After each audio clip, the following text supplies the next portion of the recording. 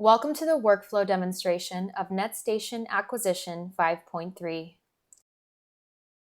First, we'll configure our settings within NetStation Acquisition after plugging in and powering on the computer. Click the NetStation Acquisition icon in the dock.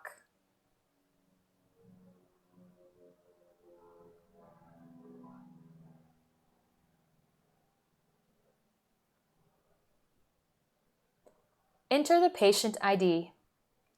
This patient ID will need to be the same across all EGI applications you use, such as NetStation, GPS, and throughout the head modeling process. Once you click Record, the patient ID will not be editable.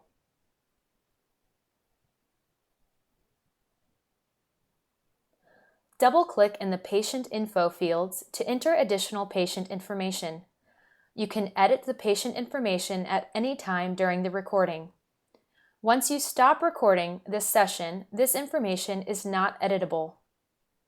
Scroll down for more fields.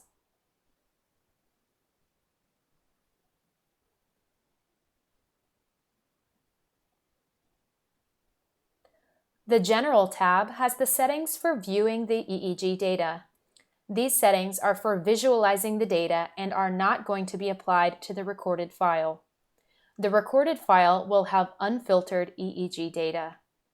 Set the viewer settings to high pass 1 Hz and low pass 70 Hz.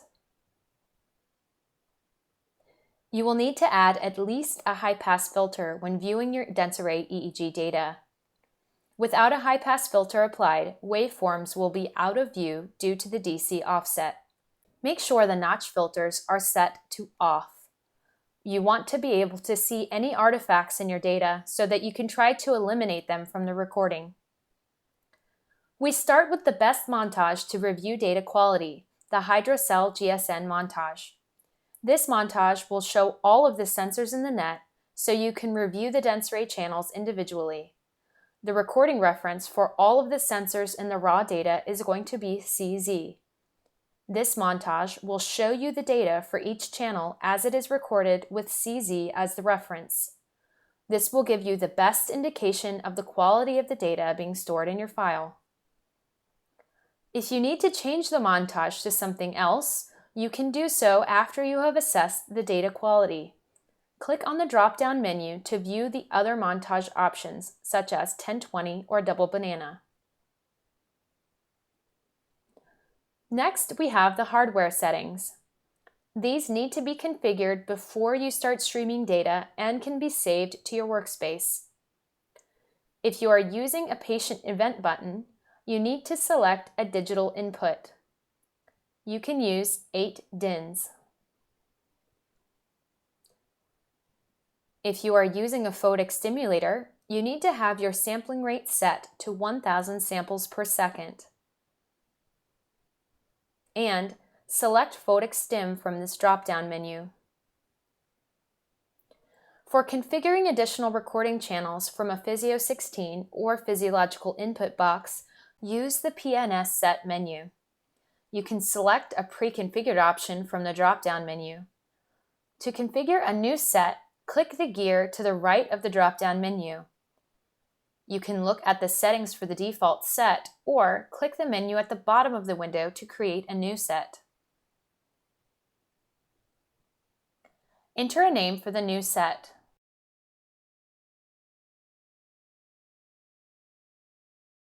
Click the plus sign to add a channel.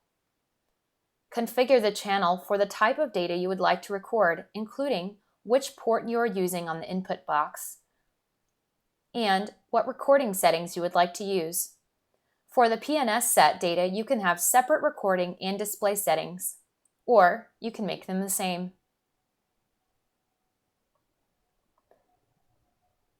When you're finished, click Save Setup, and then you can close the window by clicking the red X at the top left of the window. Select the user event set you would like to use during the recording. If you are using photic stimulation, select the protocol from the drop-down menu.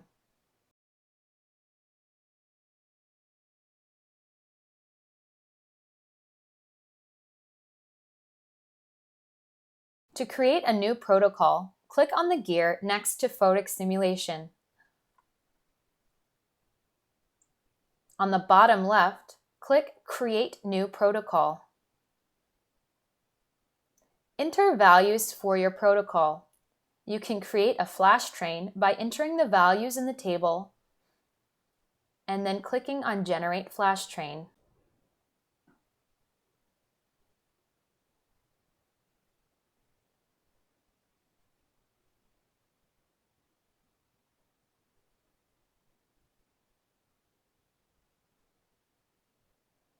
Enter a name for your protocol and then click Save.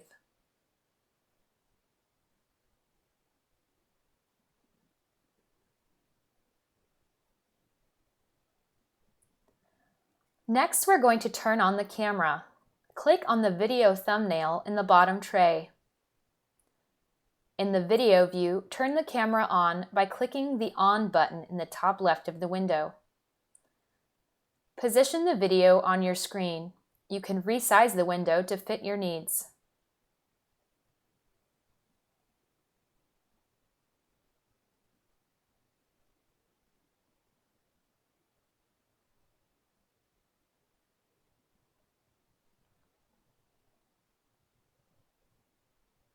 Now that acquisition is configured, you can save this as a workspace. When you save all of these settings into a workspace, you can access this workspace every time you open acquisition. This will help you have consistent recording settings across sessions. In the General tab, click the drop-down next to Workspace, and then click Create. Enter a name for your workspace settings. If you make any setting changes throughout the recording, you will have a chance to update the workspace before you quit acquisition. Now we're going to prepare the patient for the recording.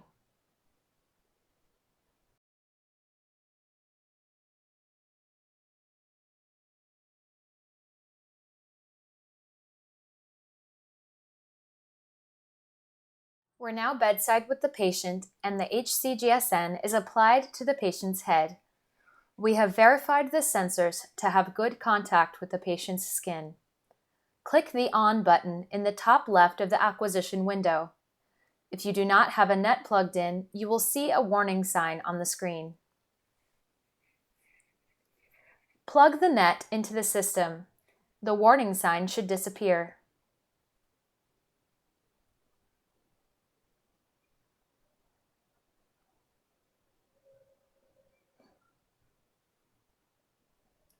Position the patient so that the patient's head, neck, and face can be completely relaxed. Now we can configure the camera so that the patient is in view. Click the video icon in the bottom tray of the acquisition window to bring the video view to the foreground.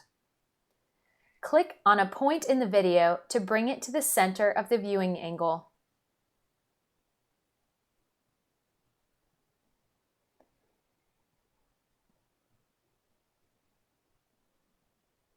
Use the advanced camera settings to adjust the focus if it is not already set to autofocus.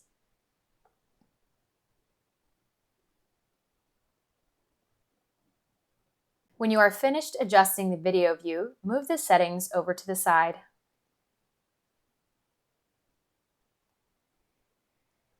Now we are going to assess the quality of the EEG data before we begin recording.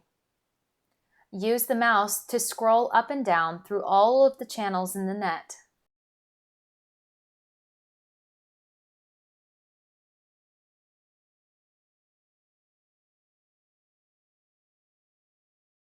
Hover the mouse over the edges of the channel tiles on the left to see the icon for resizing.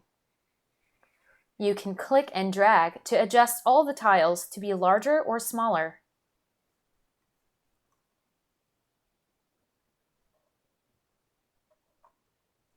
Before looking at impedances, we review the EEG data for overall signal quality. It is important to get a sense of the quality of the signal so that you can put the impedance values into context.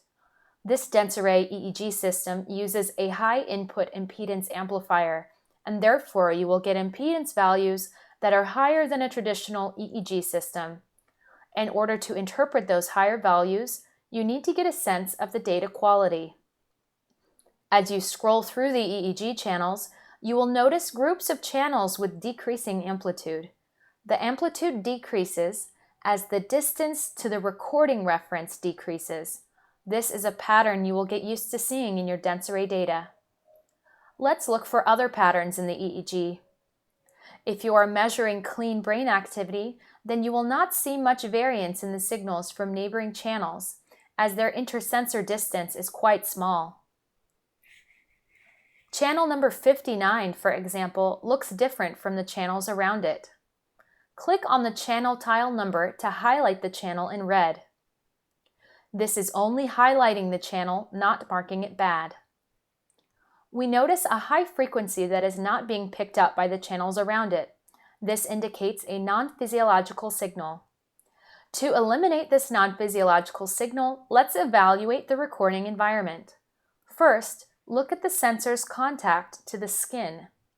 Is it sitting directly on the skin or on hair? Gently move away any obstacles to the skin, making sure you wipe the skin with the sponge. Feel the sponge to assess the level of moisture in the pedestal. If you need to re-wet the sponge, fill a pipette with a small amount of electrolyte solution and then slowly add it to the sponge. Be sure to avoid adding excess moisture, as you do not want to wet the scalp or hair and cause bridging. In this example, we made sure there was good contact with the skin. The sponge was dried out, so add some electrolyte to the sponge. Notice the signal no longer has the high frequency noise and looks more similar to the channels around it. Review the other channels. You may notice sometimes more than one channel has artifact that looks non-physiological as well. Try to eliminate this artifact by looking at the recording environment. If you see this kind of artifact across all of the channels, then you'll want to verify the contact and moisture in two important sensors, CZ and COM. For example, if we lift CZ off the scalp, artifact will be present in all of the channels.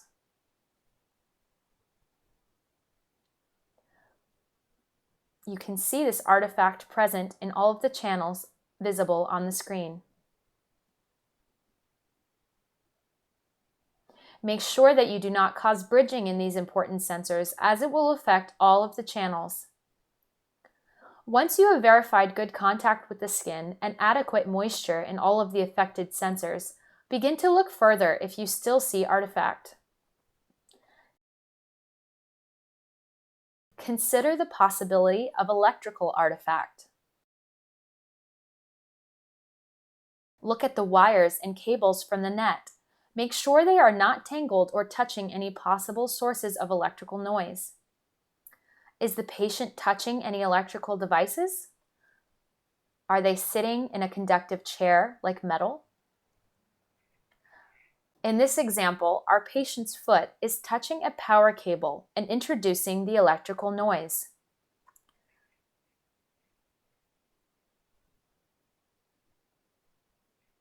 If we remove the power cable from the patient's foot, you can scroll through the channels and see how this artifact is eliminated.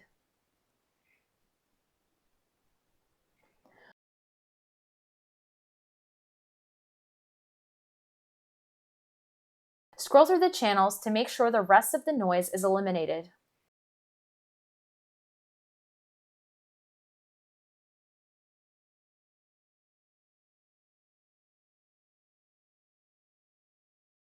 Now that we've evaluated our data, we can move on to checking the impedances. Click on the impedance button.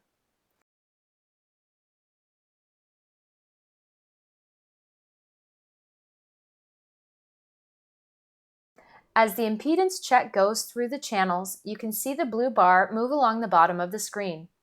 Let the impedance check run through all of the channels at least twice so you can ensure it has recorded values for every sensor.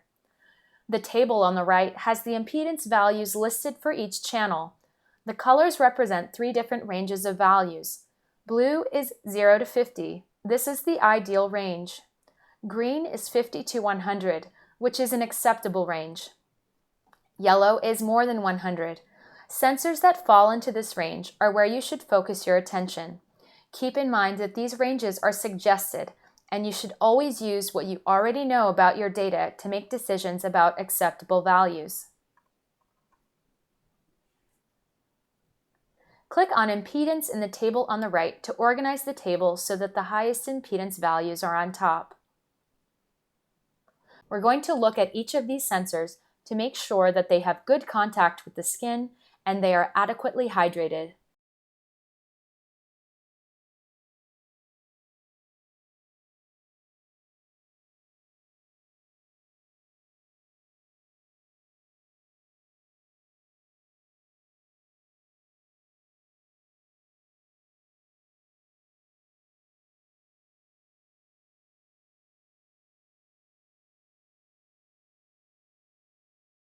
Now that we have the sensors in an acceptable range, we can move on to the recording. Click Save in the impedance window to save these values in the file. Adjust the scale of the ECG for best viewing by double-clicking on the ECG tile.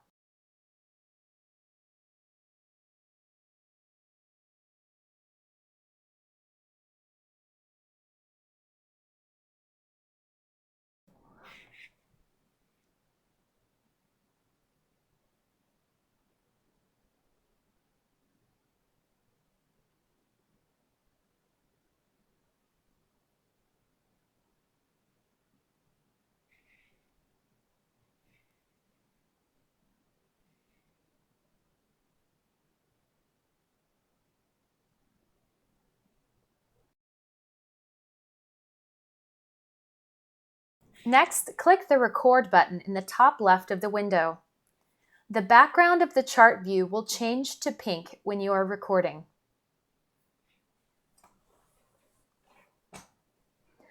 The clock at the top of the window will display the wall clock time, but if you would like to see the total recording time, you can click on the word clock and it will show the relative recording time. To get back to clock, keep clicking that same area until you see clock again. During this study, you can enter events using the user events in the column on the right. Click on an event button to insert it into the recording at the sweep line. You can create additional event sets to fit your workflow. Click on Eyes Open to enter an event for eyes open. Ask the patient to close their eyes. Click on Eyes Closed.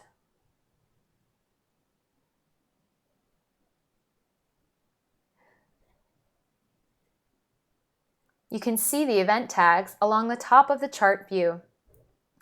During the recording, you may encounter some other types of artifact. For example, if the patient is not completely relaxed, you may see some EMG or muscle movement caused by tension in the jaw or face.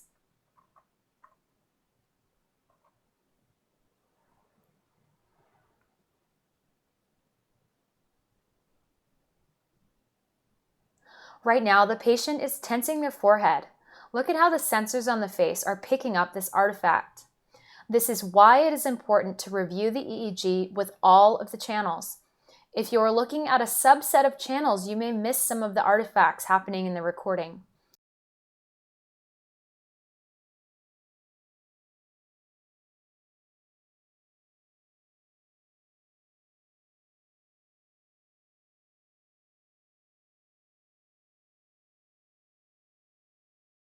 Click back to Hydrocell GSN. This montage allows you to see artifacts more clearly as it covers more surface area around the jaw and face.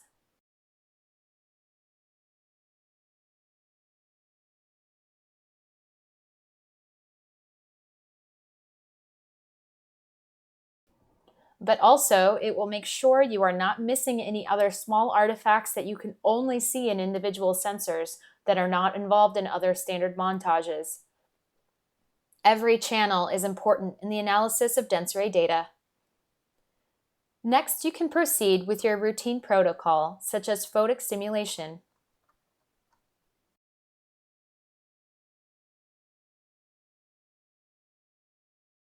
In the photic stimulator menu, click on the Start Protocol button to begin the photic stimulation protocol.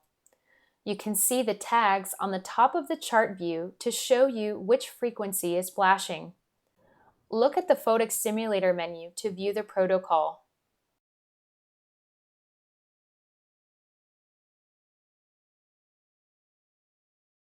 When it is complete, it will end on its own.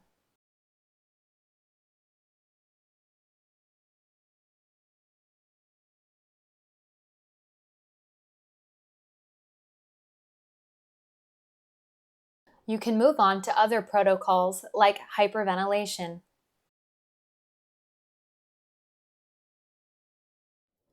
Select the custom-created hyperventilation event set from the drop-down menu.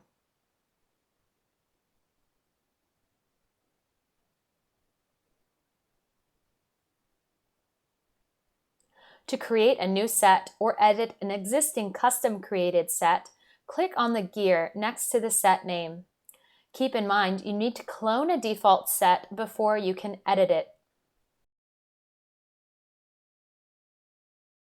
If you need to pause the recording for any reason, then you can click on the pause button in the top left of the screen. No data is being recorded during this pause. To keep track of time during hyperventilation, you can pause before the process and then change the time to epic time. Click on the word clock at the top of the screen. Click until you see the word epic. This will start counting time when the pause resumes, and therefore you can count for your hyperventilation. Prepare the patient for hyperventilation. When they are ready to start breathing, click Record.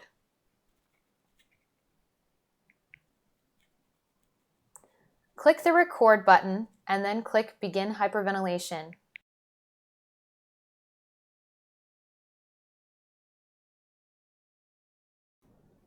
Add the event markers as they apply to the protocol.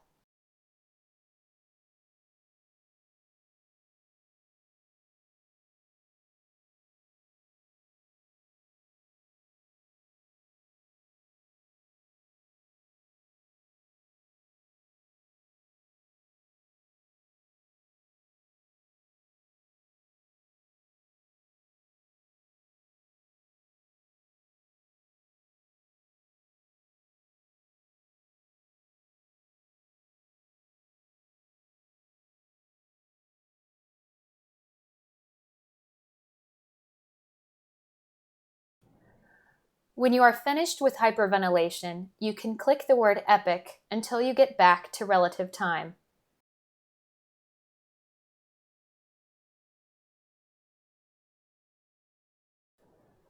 When you are finished recording, you can click the Stop button in the top left. It is important to remember that once you do this, the session has ended.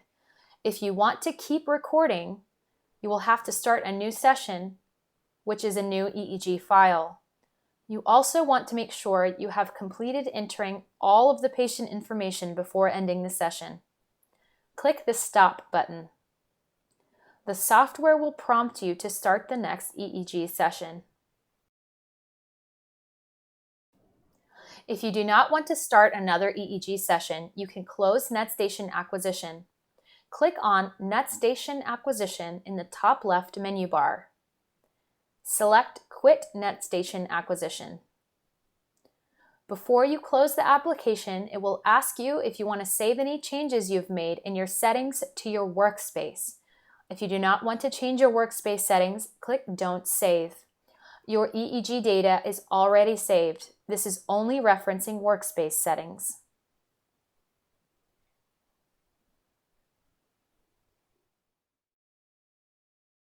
Thank you for watching the acquisition workflow for NetStation 5.3. For further questions, please contact EGI support.